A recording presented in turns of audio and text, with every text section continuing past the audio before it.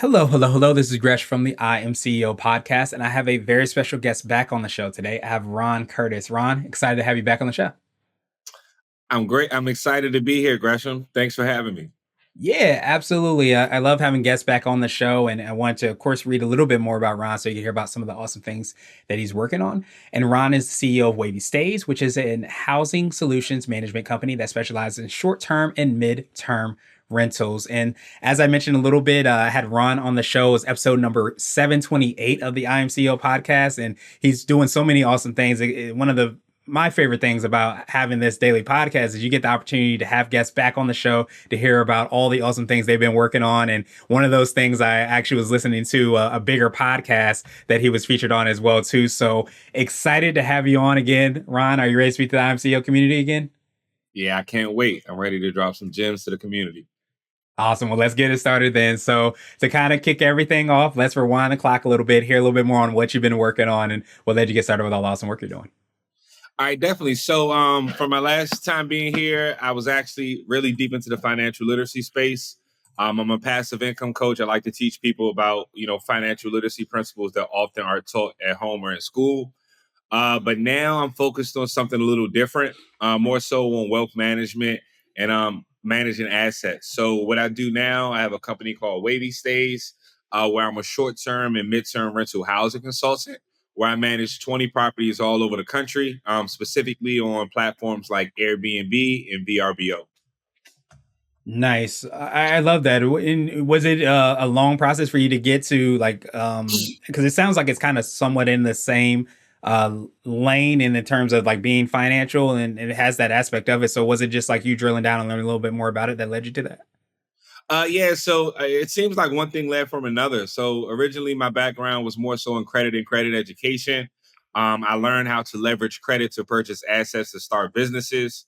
An example could be vending machines and also a rental car business. I got tired of trading my time for money, having to go fill up the vending machines, having to go take pictures of the car, meet renters, and things of that nature. So what I ended up doing was I took some of the same business principles that I learned in my previous businesses and I transferred it over into actual real estate. I was able to purchase a home using the first time home buyer program with pretty much little to no money down. And I was able to get into my home, turn it in a portion of it into an Airbnb.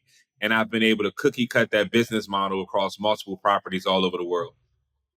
Nice. I love that. And I'm definitely not in the sphere, so I don't know much about it. You're going to be teaching me as much as everybody else. I've heard the phrase house hacking. Is that a little bit of what that is, house hacking? Yeah, so I actually read this book called Set for Life by Scott Trench. He's one of Okay. the CEOs of Bigger Pockets, which is like a huge real estate platform. Mhm. And the book actually told me how to save my first $25,000.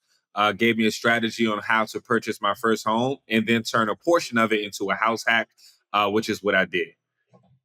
Nice. And those things kind of it sounds like go hand in hand, like you being able to kind of I guess you once you start to have that financial awareness, it allows you to be a lot more aware of like the different options that are out there. Like it sounds like the one that you've been able to kind of take advantage of.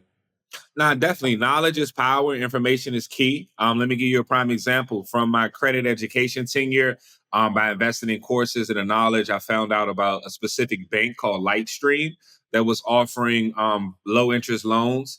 I was able to do a home renovation loan with them where they dropped $20,000 in my bank account the same day, and I was able to renovate my basement, which gave me the capital needed to start my Airbnb, which pretty much cash flows about $3,000 per month during the peak season, which helps me buy back my time and also supplement and cover my mortgage.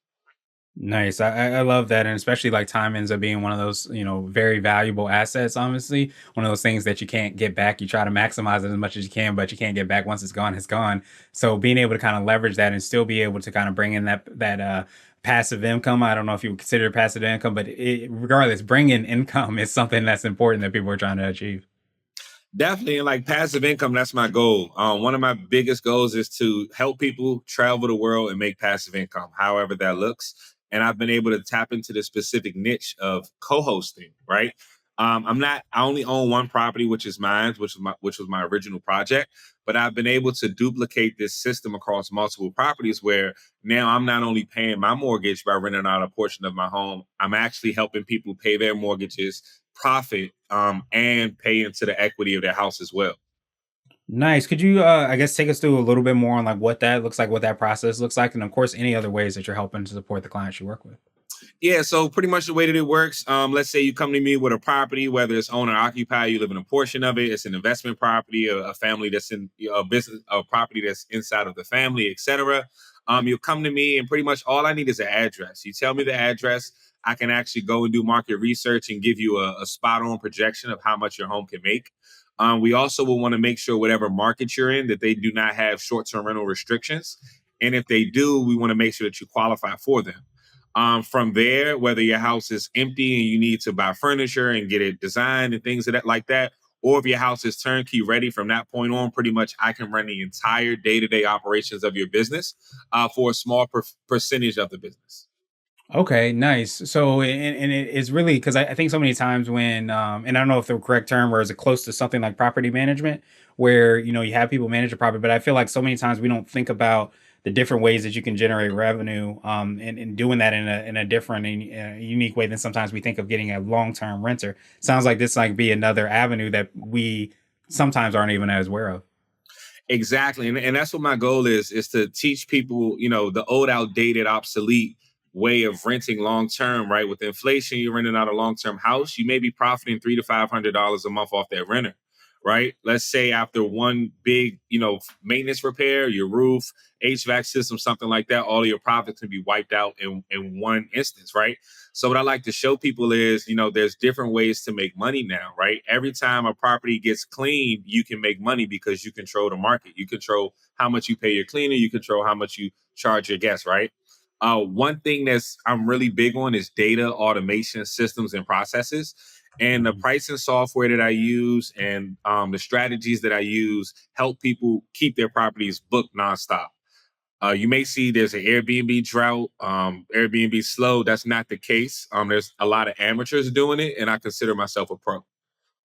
Nice. And it makes so much sense that you're being able to help out people. I think so many times when you're trying to maybe, go into an avenue like that, you're like, well, I don't know much information, but the saying is you can see further by standing on the shoulders of giants. And by having a pro, that you're working with and you're able to kind of lean on the data and all the information, the analytics and that information, I think it helps to accelerate people's path towards success. That's true, and I'm glad you said that. My current business model, like I said, my main focus is to allow people to buy back their time with whatever pain points they have. Hmm. Whether you don't want to deal with guests, have 24-hour customer service. Whether you have kids, you have a family, you don't have time to stop by the house. I have property assistant managers that do things like that, and it allows me to partner with my owners in a sense to allow them to learn about passive income, right? I had one of my first ever clients. We did one rental arbitrages where you sublease an apartment, you furnish it, and you rent it on Airbnb. It did so well. She went and got two more and even purchased a condo and just threw me the keys. She's never logged into Airbnb a day in her life. Hmm. Every month she gets paid out her rent, her mortgage get paid, she's profits. And that's the service that I want to bring to my owners and investors. Yeah, I absolutely love that because I think so many times when people think of like getting that rental property, they think about, oh, I have to find a renter or I have to, manage the Airbnb. I have to make the listing. I have to take the pictures. I have to do all the things. Can't even imagine what all the things are, but I imagine there are a lot of things. But what you're saying now is that you can lean on, experts like you to be able to not have to worry about all the things as much and be able to, again, just be able to get the property and be able to collect the income. Definitely. And going back to that point where we said about like the old outdated way of making money, Hmm. um what's amazing about it is it allows you to make your income faster, right? You're making $500 a month times 12, that's $6,000 you make, right? I have some clients that are profiting $6,000 in a month, right? Depending Hmm. on the season. In different markets, I have a property in Neptune, New Jersey. It goes for $2,600 a night, right? So Hmm. it's just showing people like you no longer have to rent out your properties with the old school way of doing things. And there's a lot of different diverse systems and platforms out here that allow you to maximize your revenue potential with your asset. Yeah, that makes so much sense. So I know you talked about like someone that might potentially have a property. What about the people that are potentially thinking about acquiring a property or any of those steps? Are those like conversations that you have as well? Definitely. So, one of most people's key pain points when it comes to purchasing a home and finding one is affordability, right? Mhm. And me personally, my whole reason of purchasing a home was to house hack, right? So when I was searching for my home, I made sure it had a private entrance. I made sure it had a shower downstairs, so I could rent out a portion of the home. So if anybody is out here looking for homes, especially as home buying season is approaching, and you want to find creative ways to help offset and supplement your mortgage, you definitely want to identify properties, that have those different types of things. Private interests, full bathrooms, full kitchens, things of that nature. Or you can even live downstairs in your basement and rent out the upstairs of your home. It just all depends on what you're comfortable with, and how much profit you're trying to make in the business. Yeah, that makes so much sense. And again, sometimes we don't realize that there's all these different options. So I love and appreciate you being able to kind of support your clients in that way. So, what would you consider to be what I like to call your secret sauce? It could be for yourself, the business, or a combination of both. But what do you feel kind of sets you apart and makes you unique? I would say it's my systems and my team, right? Uh, this started out as like a side hustle, as a hobby. And once I started to see that this income was starting to surpass my 9 to 5 income, it made me realize, this is something that I can, potentially retire my family from. So I would say my secret sauce is, first off, me. I'm the brand right now. I'm the CEO. I'm the one that's spending time with this thing every single day, right? And then I have great people in positions that excel highly at what they do, all over my team, whether it's my 24-hour customer service support team, right? They're responding to messages whether I'm on a plane headed to Mexico or if I'm asleep, about to start my next day, right? Mhm. Another thing, the most important thing that we do in this business is sale nights. Some people say customer service, hospitality, etc. So I have a full pricing team, a pricing management team where we have guys who know how to read hotel data, like people who trade on Wall Street who day trade for a living, right? Mhm. I'm not the expert in that, but I learned, you have to surround yourself with people that are smarter than you and are better than you, in different areas in order to succeed. So I would say those two things, my customer service and my pricing, and then just, me spending time with the brand, spending time learning more about, different things related to the industry is what sets me apart from my competition. Yeah, that makes so much sense. And I think the quote I was just saying that in a networking group that if you're the smartest person in the room, you need to find another room. And I think it's how we grow. It's how we start to be experts at the things that we do, and start to be able to spend more time in our lanes. The thing that no one can match in terms of how we're able to execute. But you only do that when you're not overextended to doing all the things. And it sounds like you've been able to kind of build a team to be able to make sure that that happens. Definitely, yeah. Once I was doing all those other hustles, I realized I was overextending myself. I have a full time 9 to 5, work 40 hours a week. You're getting off work as soon as it's 5 o'clock. You're doing a consultation with somebody. I realized I have to buy back my time. Right? What is my time value of money, for these tasks that are not serving me? Right? I want to focus more on putting myself out there, marketing, closing deals. That's what I'm good at. And if I need someone to update an Excel tracker, that's something that can be outsourced to someone on my team. Yeah, that makes so much sense. And it's so powerful to kind of be in that place. Was that something that kind of just came over time where you started to have that realization that, hey, not only it ends up being, it sounds like because you went through that experience, something that you talk with clients about, but was it instant? Like you just said, okay, I'm overextended or I'm not doing the things or I feel like I do this best. Was that something that happened over time, or it just kind of happened with a light switch, a flip of a switch? I would say it happened with knowledge and experience. A lot of the skills, even in my 9 to 5 and all my past businesses, are transferable to my current business. I've used Mhm. virtual assistants in the past to help me with different businesses, and I said, "Wow, I could just train a virtual assistant to do X, Y, and Z." And surprisingly, there are already a lot of people out there that are already subject matter experts in different fields. So all I had to go do was look for them and make sure that everything worked out on both sides. But I would say that's definitely a key determinant of the business and being able to remove myself. The next thing I would say in terms of knowledge is listening to books, listening to podcasts, listening to other successful CEOs like I Am CEO podcast to see what are the things that they're doing, right, to allow them to operate as efficiently and be as most productive as possible. So yeah, those things really help me to see, hey, I need to delegate that. I have too much on my plate, and it's time to buy back my time in a sense. Yeah, that makes so much sense. And I'm not sure if you consider those to be like the apps, books, or habits that make you more effective and efficient, being able to kind of lean on the delegation, but also understand like podcasts and things that people are they're sometimes further along on the journey. We can kind of learn from them. Those things, do you feel like they helped you to accelerate your growth and success? Definitely, it's different when you're wearing that. Like I call myself Doctor Financial. I'm teaching the community financial literacy, and I realized I was pouring, right? And now I realize, wow, I don't have a mentor. I don't have anybody teaching Mhm. me. And in order for me to get that leg up to go to the next level, to pull people up with me, that's something that I have to do. And an easy way to do that, which is low hanging fruit, is tapping into books, right, that are already bestsellers that thousands, millions of people have already read, right? Uh, Tapping into podcasts, right? Tapping into YouTube, tapping into Facebook groups, all these free or low cost to barrier entry resources that are around you, right? And just start spending time with them, and you'll start finding the needles in the haystack.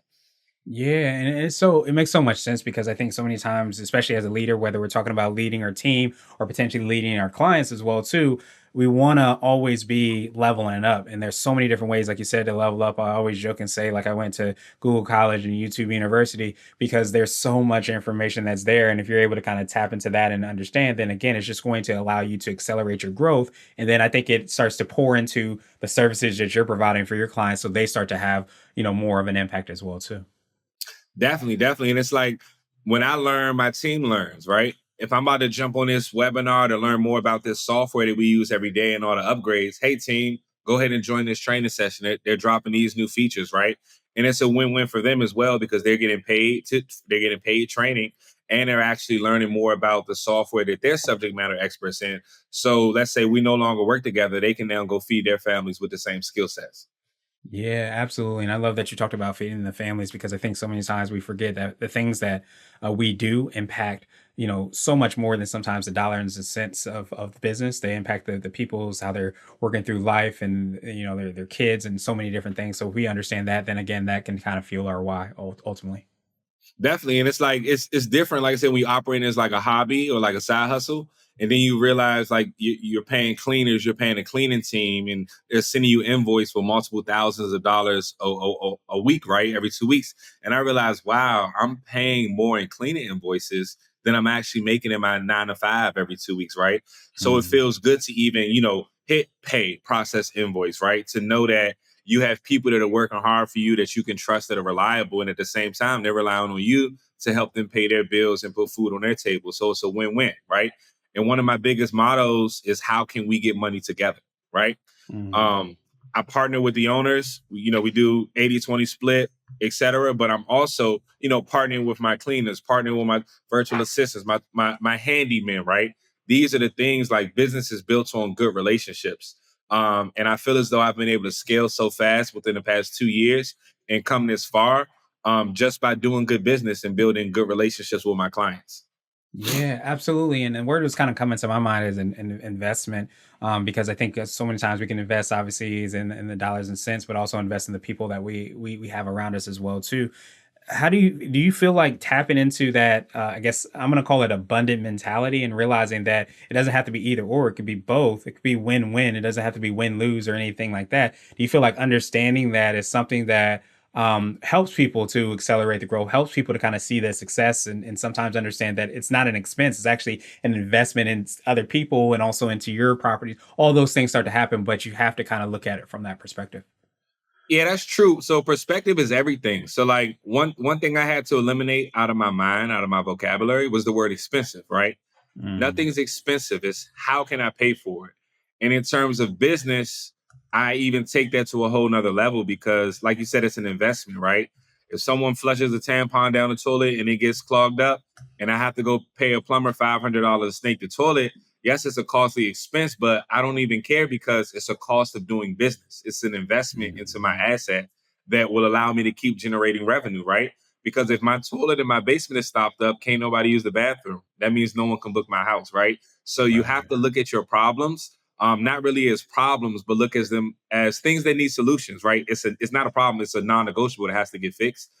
So it's just all about your mindset and how you view issues when they arise.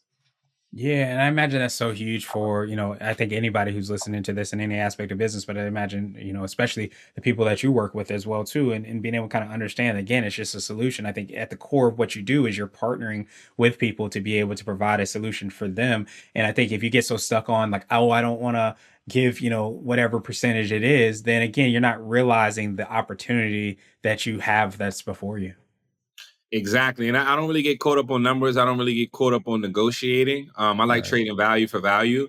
Of course, Mm, if I just met you, you just heard my episode on your podcast, you have no idea who I am. Why are you worth 20%? I'll show you, right? Sometimes there's wiggle room for negotiation, but what I learned was, or especially early on, devaluing yourself just to secure business, it usually doesn't work out in the long run, right? So I read a book called Never Split the Difference. mm. I don't necessarily agree with it because, like I said, I feel like I'm a fair person. If it comes down to let's do a 50-50 split and it feels value to value for me, I'm cool with doing that, right? But it just all depends on who you're dealing with, the type of person you are, and the type of business you want to run as well. Yeah, absolutely. That's so powerful to think of value for value because I think again you start to realize that you have sometimes we don't even see like the things that we're bringing, and sometimes we get blinded to that, but definitely to other people as well too when they're having those conversations. So absolutely love that. So what would you consider would be what I like to call a CEO nugget? A little bit more word of wisdom or piece of advice. I like to say it might be something you would tell your client, or if you have to do a time machine, you might tell your younger business self. Great question. So when you start small and then all of a sudden you start scaling exponentially out of nowhere, I would say you have to know your numbers, right?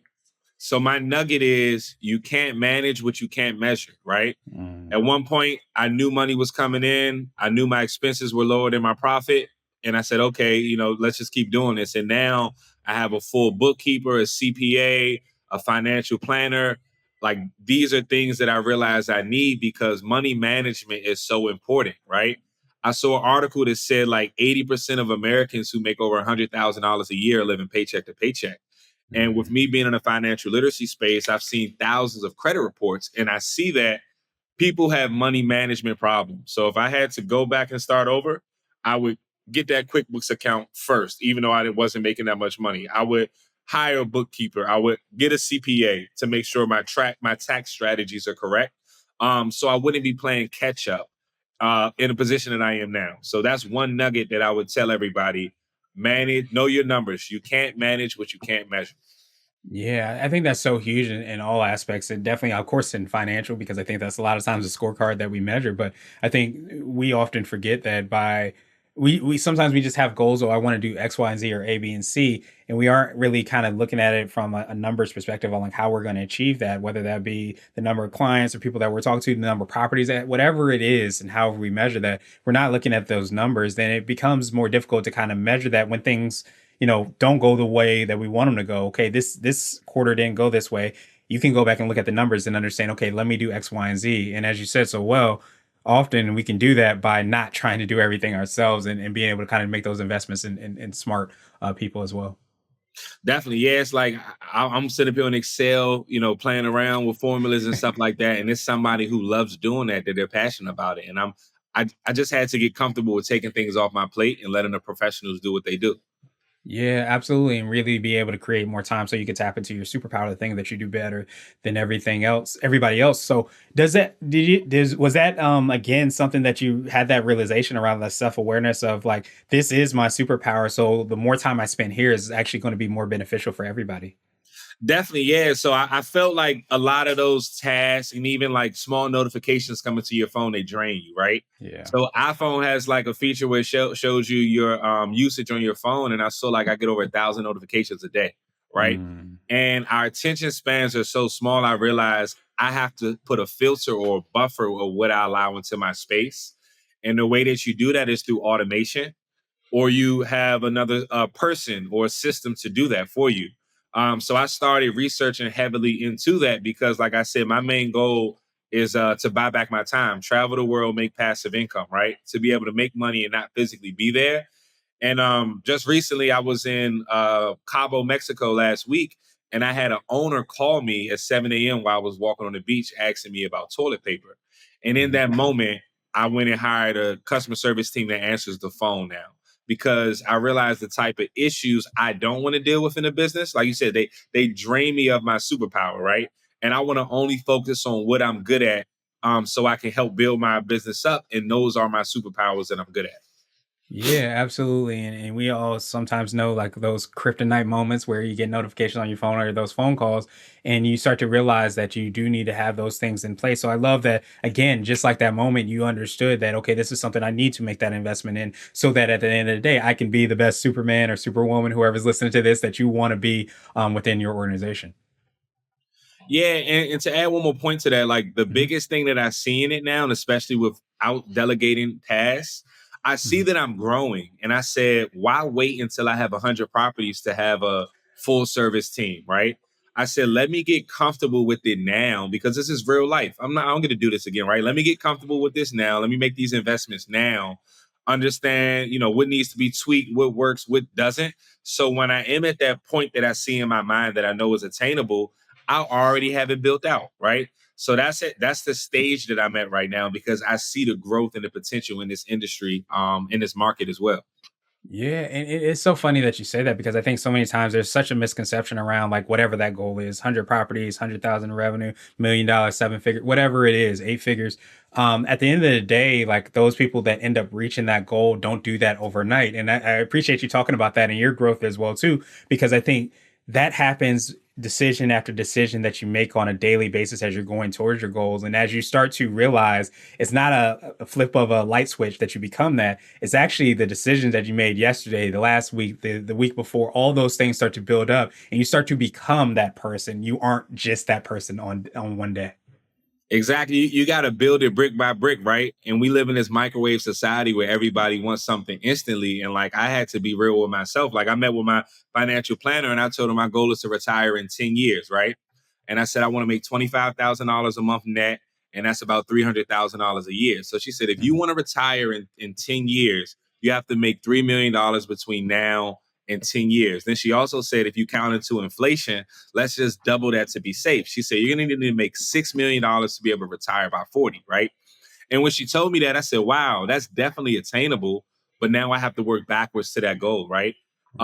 It may look like Mount Everest, but like you said, it's day after day of intentional decisions to get you to that point. And I know for a fact it's just a numbers game. So how can I add it up and simplify it and get to that point?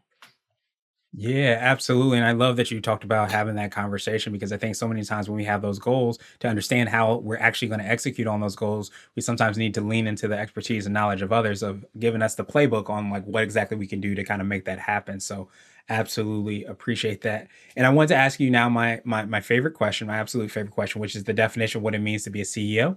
And our goal is to have different quote unquote CEOs on the show. So Ron, what does being a CEO mean to you? That's a great question. Now I really feel like a CEO from our last talk because I didn't have a team. Mhm. But I think it comes down to leadership, right? What my current role is, I do a lot of oversight. I oversee people, I oversee teams with my 9 to 5, and I see that as transferable. And you have to be the person that handles everything, right? Um, you're the top level. I'm real big on like limiting access to myself now, but at the end of the day, I have to know what's going on in every aspect of my business because it falls back on me. So you have to know how to be a good leader. You have to know how to effectively communicate your directives to your team, right? I'm in the service industry, right? So I understand this is business, nothing personal. If someone finds a hair on their pillow, I have to reassure them, right? Same thing with my owners. If the owner says, hey, why wasn't this damage reported, right? I have to be able to stay professional and not bend. So, being a leader when no one is watching, I think is one of the most important aspects of being a CEO, whether you're dealing with your financials, making sure your books are right, whether dealing with your team, making sure you're paying them on time, and just operating with integrity in your business, right? So that's what a CEO means to me right now at this point in my career. Nice. So I absolutely love that perspective and especially again the growth and getting to have you back on the show because I think it's so important to kind of hear how that definition kind of manifests itself in the thing that you're doing. But I think leadership and understanding like how you're not necessarily doing all the things, but sometimes you're involved or at least leading or directing all those things sometimes comes into the things that we see. So, Ron, truly appreciate that definition. And of course, I appreciate your time even more. So, what I wanted to do now is pass you the mic, so to speak, just to see if there's anything additional you can let our readers and listeners know. And of course, how best people can get a hold of you, find about all the awesome things you and your team are working on.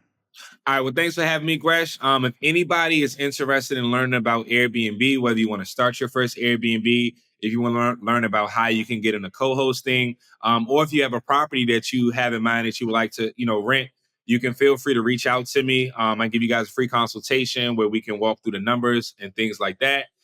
Best place to find me, I would say, is Instagram. You all can find me at Wavy Stays, WAVYSTAYS LLC. Um, on TikTok, I'm putting a lot more content on there. You guys can follow me at Doctor_Financial, and it's spelled DOCTOR_financial. And then last but not least, if you guys want to connect with me on a professional tip, you guys can follow me or add me on LinkedIn. Send me a message. My name is Ronald Curtis. And I look forward to connecting with you all. I'm an open book. I'm willing to share, any knowledge or expertise that I have to help you all elevate as well. Awesome, awesome, awesome. Well, we'll make it a lot easier. We'll have the links and information in the show notes as well too. I truly appreciate you for all the awesome things you're doing, hearing your growth coming back on the show. And I think so many times we forget that we don't have to think about win lose or lose win or any of those ways. We can do win win win. And I love that you're showing that example, that leadership in terms of doing that and reminders of how important that is. So thank you so much, my friend, and I hope you have a phenomenal rest of the day. All right, thanks, Greg. Thank you so much for inviting me to your platform. This is a powerful, amazing platform. I'm love what you're doing. Like I said, it's my second or third time on this show, and I'm seeing your growth as well. So I commend you for that, my friend. Thank you. I appreciate you.